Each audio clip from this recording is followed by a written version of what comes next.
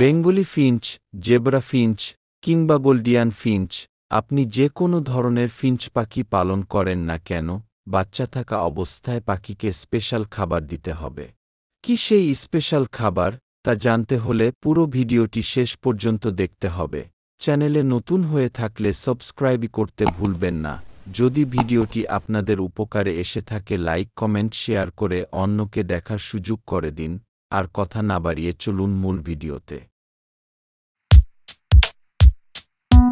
তো আমার কাছে দেখতে পাচ্ছেন একজোড়া বেঙ্গলি ফিঞ্চ, এদের 5টা ডিম। মাশাআল্লাহ, 5টা ডিম থেকে আমি 5টা বাচ্চা পেয়েছি। বেসিক্যালি এদেরকে আমি যে খাবার দিয়ে থাকি, ডিম ফুটার পর প্রথম সপ্তাহে আমি এদের খাঁচায় তো পরিষ্কার সিড মিক্স থাকতই। তার সাথে সাথে আমি নরম খাবার হিসেবে একটা কোয়েল পাখির ডিমের সাথে কমার্শিয়াল এগ ফুড অ্যান্ড পাখির বাচ্চার রোগ প্রতিরোধ ক্ষমতা বৃদ্ধির জন্য সামান্য পরিমাণে প্রোবায়োটিক দিয়ে খেতে দিয়েছি। বন্ধুরা, বাচ্চা থাকাকালীন অবস্থায় আপনাকে অবশ্যই প্যারেন্টসকে নরম খাবার দিতে হবে। বেসিক্যালি নরম খাবার দিলে বাচ্চাকে ফিট করাতে সহজ হয় অ্যান্ড নরম খাবারে বাচ্চার হজম দ্রুত হয়ে থাকে।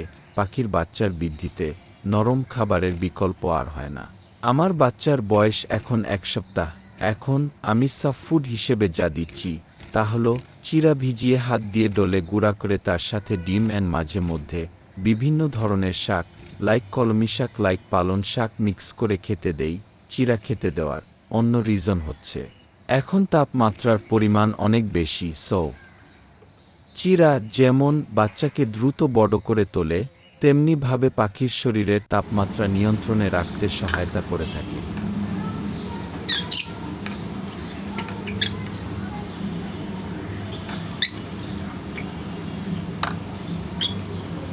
সুতরাং আমি পাখিকে যা প্রোভাইড করলাম তা আপনাদের সাথে শেয়ার করলাম। আমার পাখির বাচ্চার কোনো সমস্যা হয় নাই, তা তো আপনারা দেখতেই পেলেন।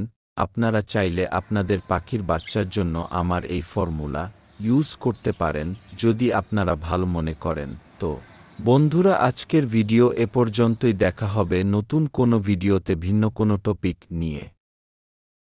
সেই পর্যন্ত সবাই ভালো থাকবেন। আল্লাহ হাফেজ।